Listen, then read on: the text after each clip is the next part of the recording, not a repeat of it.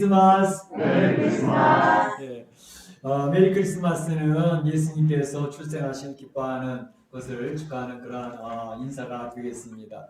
이제 메리 크리스마스라고 하는 그러한 인사가 저희들 자랄 때 어릴 때만 하더라도 그게 보편적으로 믿는 사람이나 안 믿는 사람이나 모두의 인사를 나눴었는데 언제부턴가 메리 크리스마스라는 인사를 못하게 하는 그런 사회적인 분위기가 자꾸 확산이 되어져 갔습니다.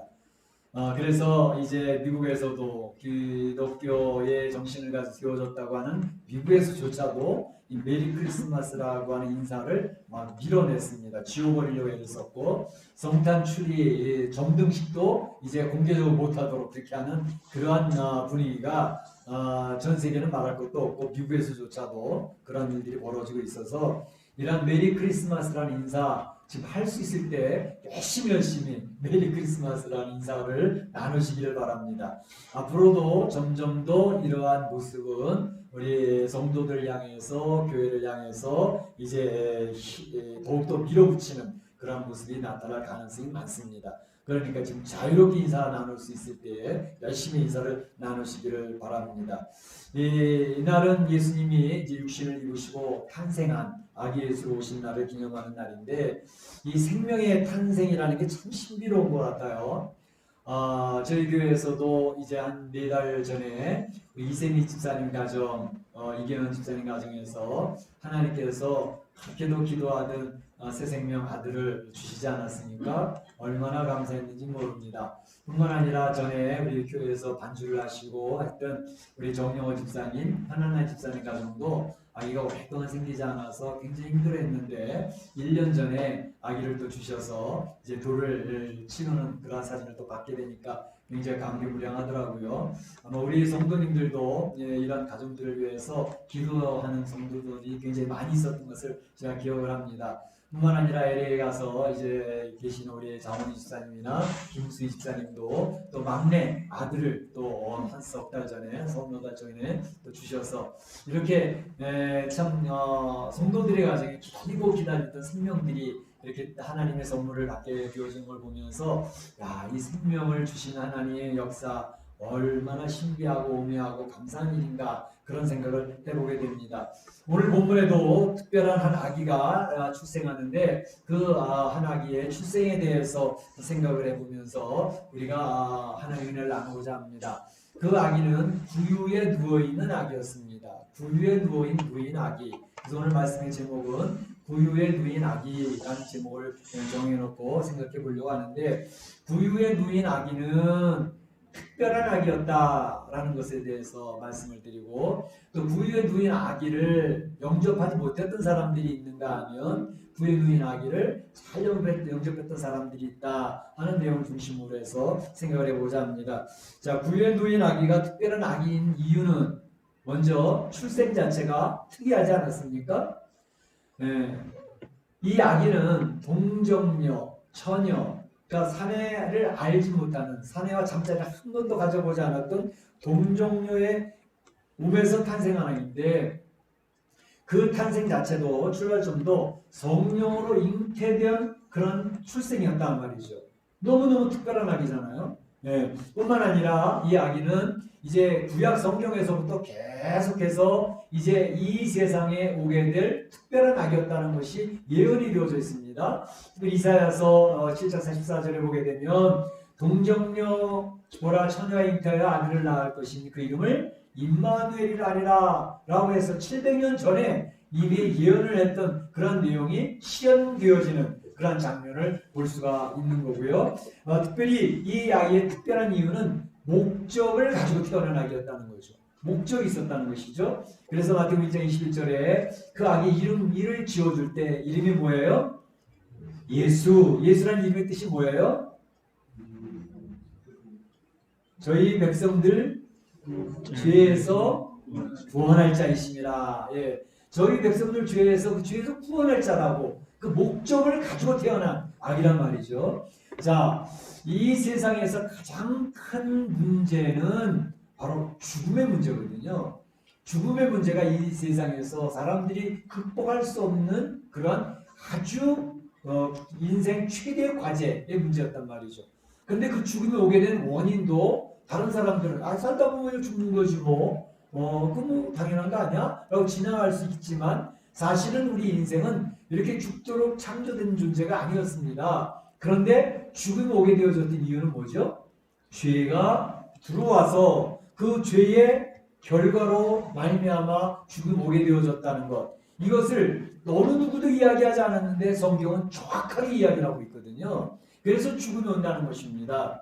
그런데 요즘에 이제 우리가 코로나19 팬데믹이 전 세계에 비춰서 엄청난 7천만 이상의 확진자가 되어졌고 무수한 사람들이 이게 죽어가는 것을 보면서 이건 믿지 않는 사람은 물론이지만 믿는 성도들조차도 죽음에 대한 깊은 두려움에 빠지게 되어지는 그런 상황이 있지 않았습니까? 자, 그런데 이제 12월 중순부터 영국이나 미국이나 우리 멕시코에서조차도 이제는 파이저나 모더나의 백신에 이제 받게 됨으로써 이 죽음으로부터 피해갈 수 있는 구원의 길이 열렸다라는 것 때문에 사람들이 긴 터널의 끝이 보인다라고 하는 것을 느끼면서 그 두려움으로부터 조금씩 벗어나는 그러한 희망을 갖기 시작을 했단 말이죠. 그렇지 않습니까? 그래서 이 팬데믹 코로나19를 통해서 죽음 앞에 노출된 우리 인생이 얼마나 무력한 존재인가라는 것을 더욱더 깊이 느끼게 되어졌다는 것입니다. 그런데 이제 백신이 접종이 되어짐으로 말미암아 이렇게 계속 맞다 보면 한 3, 4월 정도 되면 그 각 나라의 인구의 한 50%, 60% 정도만 백신이 접종이 되어지면 이제 자연 감소가 이루어지게 되면서 이제 차단막이 생기게 된단 말이죠. 그래서 이제 그런 것을 이겨낼 수 있는데 참 그렇게 이제 코로나19가 속히 종식되어지기를 기대하고 있습니다. 그런데 한 가지 더 생각해 볼 것은 그렇게 해서 백신을 맞아가지고 이 코로나의 죽음의 두려움으로부터는 벗어나는 인류가 되어졌습니다. 그런데 그것보다 더 근본적인 문제는 그렇게 해서 코로나로부터의 죽음으로부터의 두려움은 벗어났을지 모르지만 그렇게 해가지고 몇 년 더 살겠어요. 100년 이상 살 수 있는 인생이 몇입니까? 그 말은 코로나의 죽음으로부터 벗어날 수 있었을지 모르지만 100년 이상 살 수 있는 인생이 없다는 사실에 대한 진리를 사는 사람들은 기억해야 되지 않을까 하는 것입니다. 다시 말하면 우리가 코로나로부터 벗어나서 몇 년을 더 살 수 있을지 모르고 또 우리에게 주어진 인생을 살 수 있을지 모르지만 결국에는 이 죽음을 우리는 피할 수가 없는 존재라는 사실을 인식을 할 필요가 있다는 것입니다. 그렇지 않습니까? 모세가 이야기했던 것처럼 70인생을 사는 것이고 좀 강건하게 살면 80이다. 요즘은 이제 의술이 좋아져가지고 이렇게 특별한 백신도 이제 mRNA라고 하는 특별한 기술이 이건 접목이 되지 않았습니까? 미국에서 엄청난 돈을 투자했습니다. 그래서 바이든이나 이런 사람들은 5년 안에 백신 못 만들어. 5년 안에 만들어진 법이 없어. 그럼 안 만든다고 했지만 트럼프는 한다. 11월 달이나 12월 달에 분명히 나온다. 그래서 자기가 언약하고 공약한 것들을 거의 이루었습니다. 근데 어쨌든 그래서 이제 그 미국에서 엄청나게 돈을 투자해가지고 실험실과 과학자들과 이제 여러 모임이 서로 머리를 맞대고 해서 이게 1년 안에 이거는 기적적인 일이라고 그래요. 백신이 1년 안에 나왔다는 사실은. 그런데 어쨌든 그렇다 하더라도 우리는 80년 인생 건강하게 살아서 이제 80년까지 좀 더 인생의 수명을 늘려볼 수는 있겠지만 100년 이상 사는 사람은 그 구소수에 불과하단 말이죠. 우리는 결국 죽음의 길을 향해서 달려간단 말이죠. 그러니까 그 죽음의 원인이 무엇이었냐? 죄의 문제였다는 것입니다. 근데 이 근본적인 문제를 해결하기 위해서 오신 분이 예수 그리스도이신 줄 믿으시기를 축복합니다. 네. 죄 문제를 해결하기 위해서 오셨단 말이죠.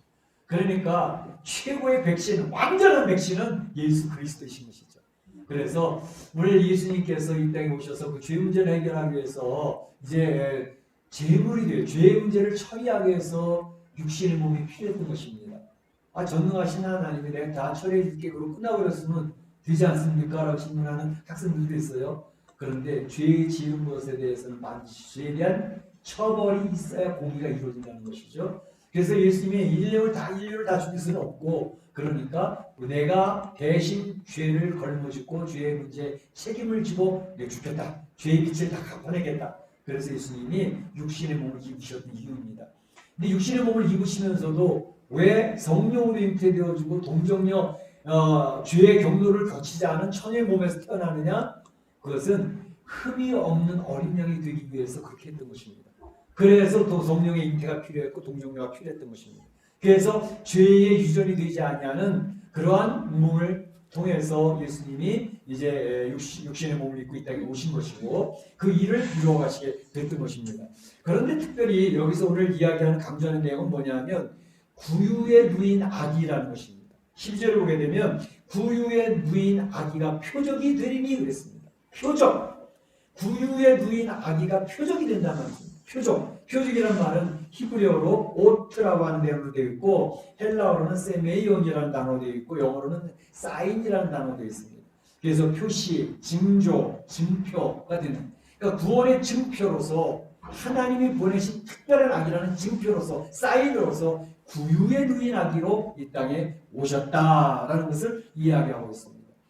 예수님이 탄생할 때에 강보에 쌓여있는 아기가 뭐 한둘이겠습니까? 네. 예수님 오실 때 비슷하게 태어난 아이들도 많이 있었을 거라고요. 강보에 어린 포대에 쌓인 아이들이 많이 있었을 것이라고요.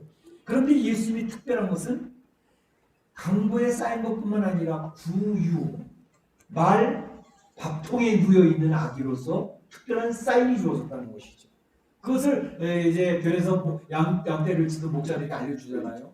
말 구유에 누워있는 구유에 누인 아기 그것이 표적이다. 사인이다. 라는 가봐라. 라고 얘기하는 내용이 나오지 않습니까? 근데 구유에 오셨다는 게 뭐죠? 구유에 오셨다고 하는 것은 사실 예수님은 하나님이시잖아요. 하나님이신데 하늘의 보좌를 내려놓으시고 이 땅에 내려오셨습니다. 육신의 몸을 입고 사람이 되셨습니다. 내려오심이거든요. 뿐만 아니라 이 땅에 오셔서도 뭐 부잣집도 있고 권력 있는 집도 있고 뭐 굉장한 여러 종류의 집들이 많이 있었을 텐데 예수님이 오신 집은 가난한 집을 택해서 오셨어요. 목수의 집을 택해서 오셨어요.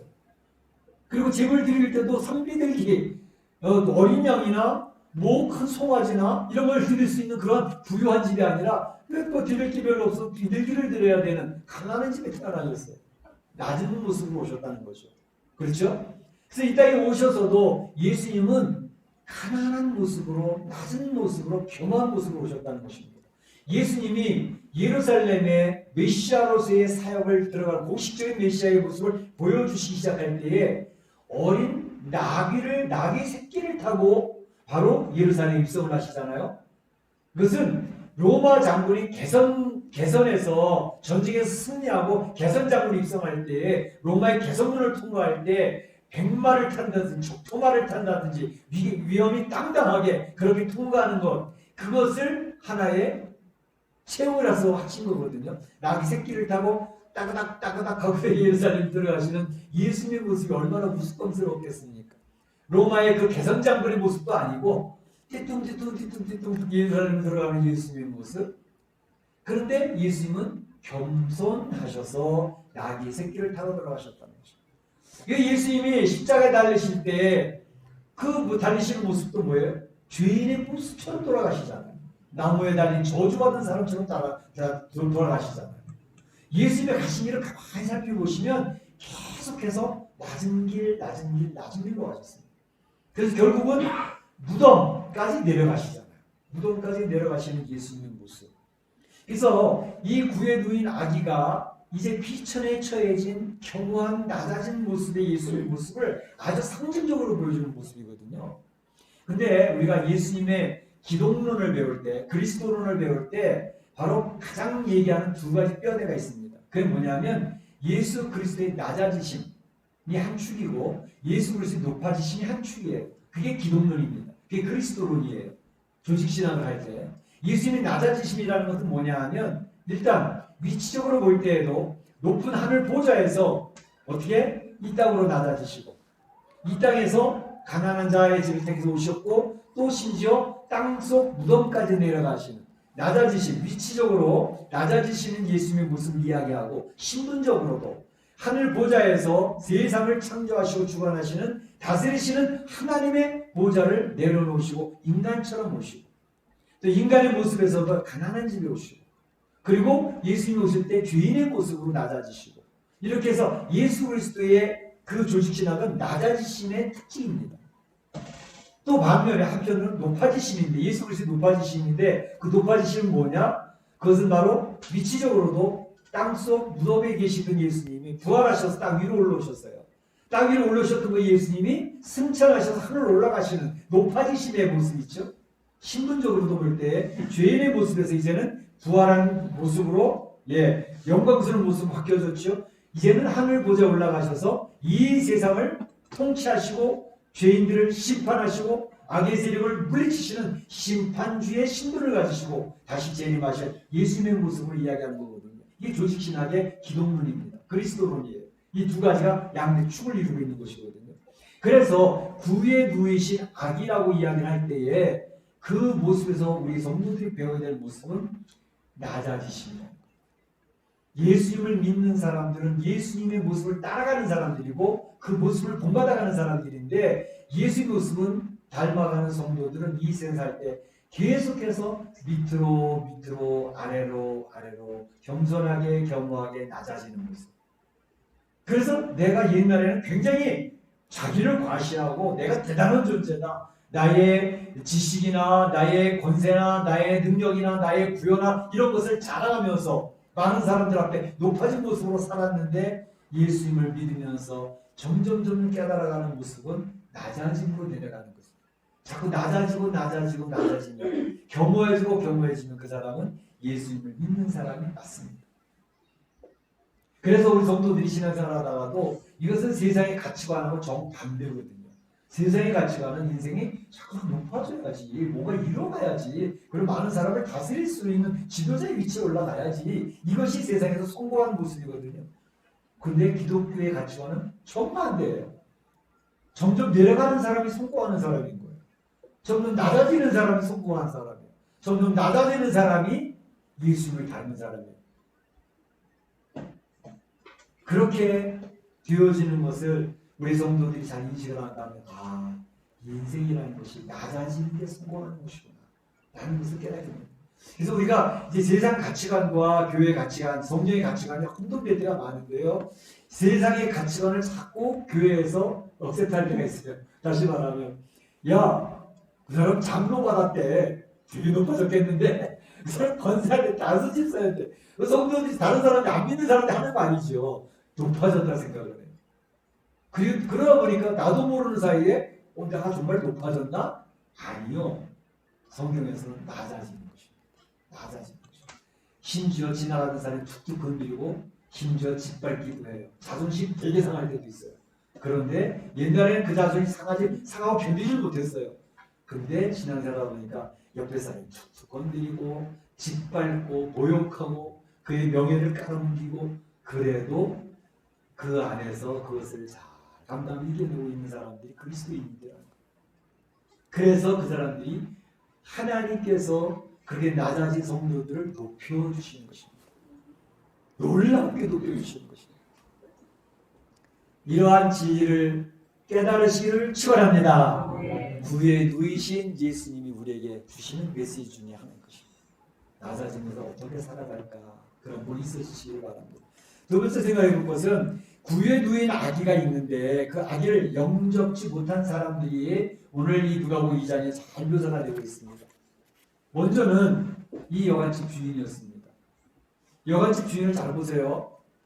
당시에는 호족을 다 가서 이제 해라 인구조사를 명했기 때문에, 로마의 황제가. 그래서 각각 자기 고향에 가서 호족을 정리하면서 자기를 이제 하니까 각 사람들이 다 모여보니까 요셉과 마리아가 와보니 이미 여관들은 다 찾고 고급 호텔, 모텔, 여인숙, 웬만한 집까지 다 자기가 다 쳐버린 거예요. 그래서 여기저기 하다가 특별히 아내가 지금 이제 산기가 가까우니까 이게 큰일 난 거죠. 그래서 어느 여관집에 가서 오늘 두드립니다. 여보세요. 저희가 좀 늦어가지고 이렇게 호텔도 예약도 못하고 그래서 시사 왔는데, 또 뭐 우리가 호텔 예약할 정도의 그런 부여도 없고 그래서 찾아왔는데 어디 좀 쉴 데가 없겠습니까? 그랬더니 그 여관집 주인이 위아래로 훑어보더니 그러네요. 뭐 산기가 가까운 건데 그 마구간에 지판이 놓여있으니까 거기서 좀 쉴 수는 있을 겁니다. 그리고 그 자리를 내어준 거예요. 그걸 보면서 이 여관집 주인이 그래도 각박하진 않구나. 그래도 사람을 배려할 줄 알고 도울 줄 아는 그런 마음을 가지고 있는 사람이구나 그런 생각이 들어요.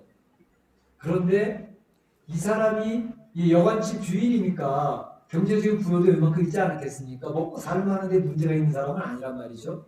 그런데 이 사람이 이 구유의 아기가 늘 수밖에 없는 마구간을 내어주는 그런 배려심은 가졌지만 좀 더 영적인 통찰력이 있었더라면 이 사람이 보통 귀한 분이 아니구나 라고는 그런 깨달음이 있고 분별력이 있었더라면 자기 집에 왜 좋은 방 하나를 못 내놓겠어요?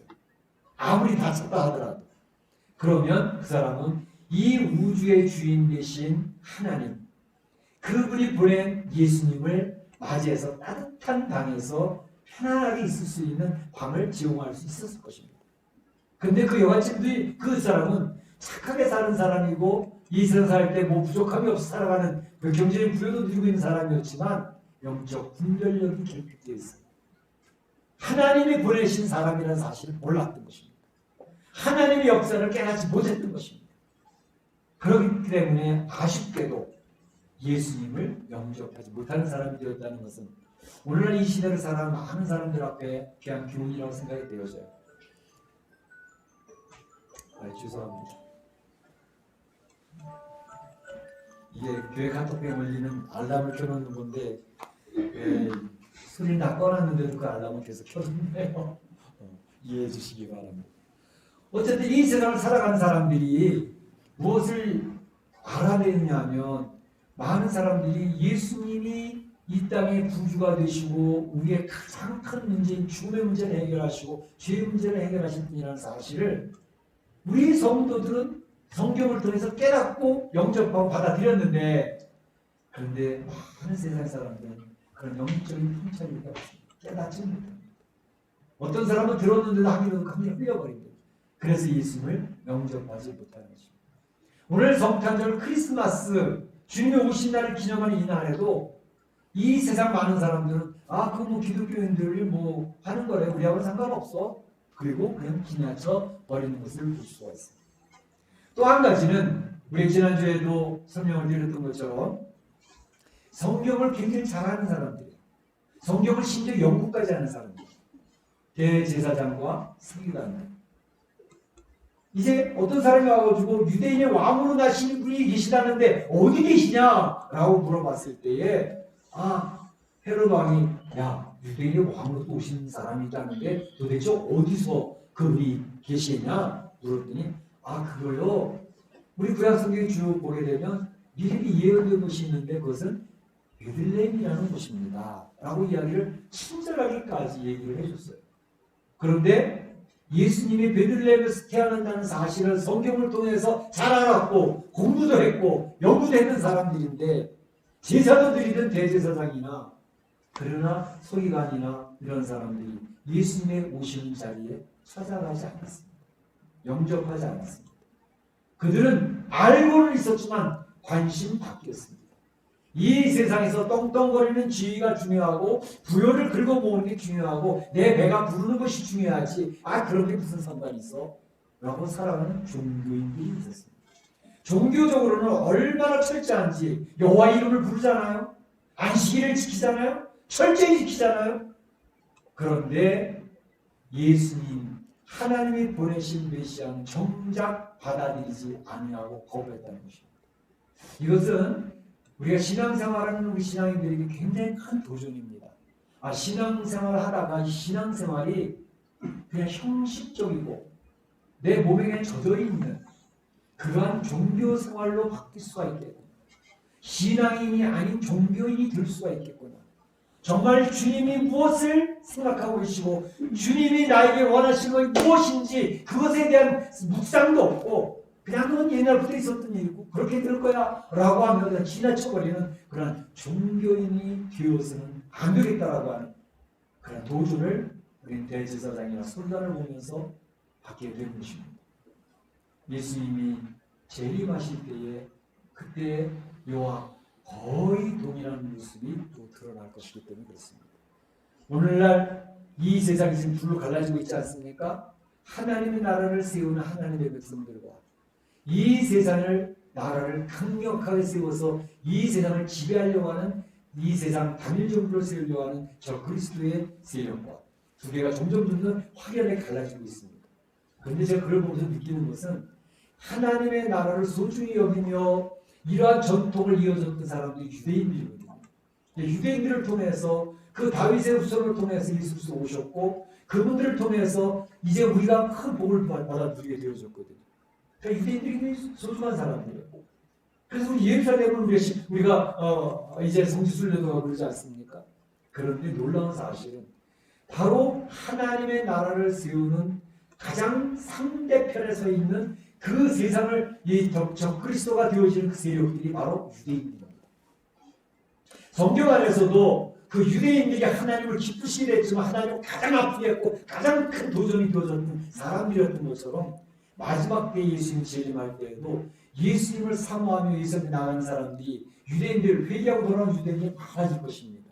그리고 우리 이방 성도들도 많아질 것이고 그런데 그것에 대항을 하고 내가 하나님이야 내가 그리스도야라고 나타나는 저 그리스도의 세력이 강력하게 하나님의 나라를 파괴할 정도의 강력한 힘을 가지고 다가오는데 거기에 중심적인 인물들이 대부분 유대인이라는 것입니다. 조지 소로스 헝가리 출신의 유대인입니다. 저커버그 페이스북 한 사람 유대인입니다. 소로스가 자기 후계자로 삼겠다고 얘기를 하는 사람입니다. 그 외에도 여기저기에 그 모든 뿌리의 유대인들이 뿌리를 받고 있습니다. 그래서 마지막 때도 유대인에서 암이 또 되겠구나 그런 생각이 많이 들어요. 그런데 바로 이 대제사장과 서기관 예수님 오시는데 그 예수님을 십자가에 못 박고 나가는데 그 일을 감당하잖아요. 그 다음에 이게 그 유대인들에 대해서 이야기하는 게 바로 뭐라고 얘기하냐면 요한복음 1장 10절 11절에 그가 세상에 계셨으니 세상이 그로 말미암아 지음바 되었을 때 세상이 그를 알지 못하였고 일반인들이 잘 예수님을 잘 몰랐다는 것을 얘기하면서도 또 한 가지 11절에는 그 메시아 되신 예수님이 자기 땅에 왔지만 자기 백성이 영접지 아니하였도다 얘기를 했어요. 자기 백성이 영접지 아니했대요. 무슨 말이죠? 마태복음 22장에 보게 되면 예수님이 그것에 대해서 안타까움을 가지고 설명을 하십니다. 어떤 인물이 자기 아들의 혼인잔치를 벌이기 위해서 사람들을 청하기 위해서 얼마나 준비를 많이 했겠습니까? 사실은 그 왕의 아들의 결혼식 하기 위해서 미리 청함받은 사람 리스트를 작성을 해요. 그래서 그 리스트를 미리 보내가지고 우리가 몇 월 며칠에 우리 아들의 결혼식을 하니까 그때 날짜 되면 오세요. 그래서 미리 청한자의 몇 리스트를 만들어서 보내고 그리고 이제 결혼식을 하는 그날 혼인잔치를 하는 그날 다시 그 사람들을 초청을 합니다. 그런데 그 미리 예약되어졌던 사람들이 나는 오늘 바빠서 못 갑니다. 미안합니다. 저는 오늘 우리 비즈니스가 갑자기 잡혔네요. 죄송한데 못 가겠습니다. 라고 거부를 하더라는 거예요. 예약되어졌던 사람들이 청함받았던 사람들. 그 사람들이 누굽니까? 유대인들입니다. 유대인들은 하나님의 복을 받기로 하나님 구별을 모으셨고 하나님께서 그들에게 널 복 주시겠다고 했던 그런 사람들입니다. 그런데 정작 아들의 혼인잔치 예수 그리스도 오심에 대해서 예수 그리스도 통해서 이런 그 나라에 대해서 초청을 받았을 때 나는 모른다고 나는 안 가겠다. 심지어 초청하러 온 사람들을 죽이기까지 했습니다. 그 임금이 화가 나서 아무나 불러와라. 그 혼인잔치 아무나 불러와라. 그래서 사거리에 가서 사람들을 불러다가 채우는 것이죠. 그리고 잔치를 하는 것이죠. 근데 그 안에 들어온 사람은 어떤 사람이니까 예복을 안 입고 들어왔다고 해서 쫓겨났다는 그런 일이 있습니다. 예복을 안 입었다는 것은 예수 그리스도의 부요를 의지하지 않는 예수 그리스도 부요의 예복을 안 입었다는 설명입니다. 교회 안에 들어온 것 같았는데 예수의 부요를 안 믿은 거예요. 관계가 없는 거예요. 그런 사람 쫓겨나는 거죠. 굉장히 중요한 메시지를 던지고 있습니다. 자기 땅에 메시아가 오셨는데 그 자기 백성들이 그 메시아를 영접지 아니하였다는 것이죠. 십자가에 못 박아 죽였다는 것이죠. 이라는 현상들이 나타나는 것이죠. 예수님이 재림하실 때에도 여호와의 이름을 부르고 하나님의 이름을 부르고 예수 그리스도의 이름을 혹시 불렀을지도 모르겠습니다. 근데 보혈이 없어요. 관계가 없어요. 주님을 인격적으로 영접한 게 아니에요. 그 주님의 경험도 없어요. 주님 앞에 말씀을 소망도 없어요. 기도함도 없어요. 그 사람이 어떻게 하나님의 백성이겠느냐. 그래서 구에 누인 아기를 영접지 않았던 사람들의 케이스를 봤습니다. 영한치, 주인, 대제사장이나 소인과 같은 사람들, 또 일반 유대인들, 다 청함받고 예약받았던 사람들인데 그 사람들이 스스로 거절을 했어요. 그러면서도 그들은 하나님 책임이라고 하나님 책임을 떠넘깁니다. 하나님 책임은 아니에요. 본인들이 거절한 겁니다. 본인들 책임이죠. 마지막 때 예수 재림할 때도 이런 똑같은 현상이 나타날 것을 우리가 기억을 하고 경고를 받아요. 예수님이 구유에 누인 아기를 영접한 사람들이 또 소개가 되고 있습니다. 우리가 잘 알고 있는 밤중에 양떼를 지키던 목자입니다. 자기 삶을 성실하게 감당하고 있던 그들에게 주의 천사가 나타나서 메시지를 전합니다. 야, 베들레헴에 구유에 누인 아기가 있는데 가서 뵈라. 네, 가겠습니다. 믿고 순종하고 베들레헴을 찾아갑니다. 가서 보니까 정말 구유에 누인 아기가 있는 거예요. 주의 천사가 이야기해 준 내용을 그들에게 설명을 합니다. 듣는 자들이 놀라워하느라 기이 여기며 그 말을 들었다 했습니다. 하나님의 구준하심에 대한 소식을 증거하는 간증자로 나타납니다. 그리고 그 자리에서 찬송하며 떠났다 했습니다. 찬송하며 영광을 선포하러 떠났다 했습니다. 우리 성도들을 모여서 주님의 탄생을 찬양하고 경배하고 있잖아요. 목자들처럼 자기 일을 열심히 성실하게 잘하고 있는 사람들이 주의 자리에 모여서 이 일을 하나님 얼마나 기쁘시게 하는 것인지 모릅니다. 두 번째로 오늘 우리 읽지는 않았지만 시므온이라는 사람이 있습니다. 시므온은 이스라엘의 위로를 기다리는 자. 성전에서 우리 메시아 언제 오시나 그리고 사모함을 기다리는 사람이 있었습니다. 그 시므온이 주님께서 정결이식을 하기 위해 성전에 오셨을 때 만나고 너무 감격스러워하는 것입니다. 만세의 구주께서 내게 오신 내가 평안함을 얻게 되었다고 찬양을 하는 모습이 그 뒤에 나오고 있습니다. 그리고 이분은 만유의 주가 되시고 이 세상의 구원자가 되신다고 선포하고 있습니다. 또 한 사람이 있습니다. 안나라고 하는 선지자입니다. 이 사람은 결혼해가지고 자기 남편하고 7년밖에 못 살았습니다. 그래서 과부로 인생을 서글프게 살았습니다. 그런데 그 인생이 힘들고 어려운 가운데 있었을 때에도 그는 주님을 사모하는 마음으로 성전을 지켰습니다. 금식을 하며 기도합니다. 기도하며 그 인생의 괴로움과 힘듦과 남편 없고 그 울타리가 무너진 그런 인생의 삶을 살면서 주님을 그리워 살았습니다. 그런데 예수님이 성전에 오신 것을 보고 얼마나 기뻐하는지 내가 위로를 받아요. 84세의 과부로 주님 만난 것을 보고 찬양하는 모습이 나옵니다. 얼마나 멋있습니다. 그들이 예수님을 만났다는 것이 전부 이렇게 성전이라고 하는 것도 굉장히 중요한 의미가 있습니다. 하나님의 말씀을 사모하는 사람들, 주님의 오심을 기다리는 사람들, 주님 앞에 기도하며 그것을 주님의 나라를 소망하는 사람들, 그 사람들 앞에 주님이 만나 주셨다. 구의 누인 아기를 영접하는 그런 축복을 주셨다는 것입니다. 또 한 가지 있죠. 유대인의 밖을 벗어나서도 소개가 됐습니다. 누구죠? 이방에서 온 박사들, 동방 박사들. 이 사람들은 유대인들이 아니에요. 이방인들이에요. 그런데 별을 보고 따라옵니다. 위험의 광야가 있었습니다. 짐승의 위험도 있습니다. 아랑곳하지 아니하고 황금과 여왕 몰약을 준비해서 그 베들레헴 구유에 누워있는 아기 앞에 무릎을 꿇고 엎드려 경배합니다. 그리고 그들이 그 귀한 예물들이 예수님이 애굽으로 피어나는 데 도움된 큰 물자가 되었습니다.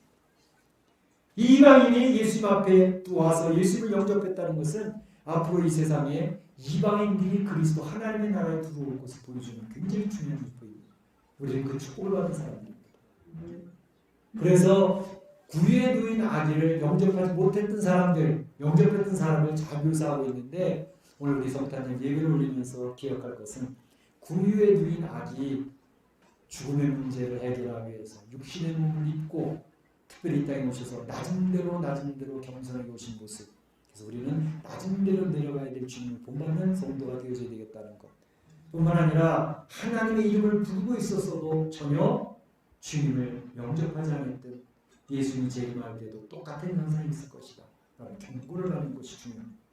세 번째로는 바로 그럴 때에 우리는 목자들처럼 자기 일에 성실하게 최선을 다하고 그리고 교회에서 주님 오심을 소망하고 말씀 묵상하고 금식 기도하면서 주님을 맞이할 준비를 하고 있는 과부된 여인 그리고 동방의 박사처럼 주님이 언제 어느 때 오시더라도 주 예수여 어서 오시옵소서 나가 맞이할 수 있는 귀한 성도들이 되시기를 주님의 이름으로 축원합니다. 축원합니다. 네, 시간에 다 참으서 기도하겠습니다.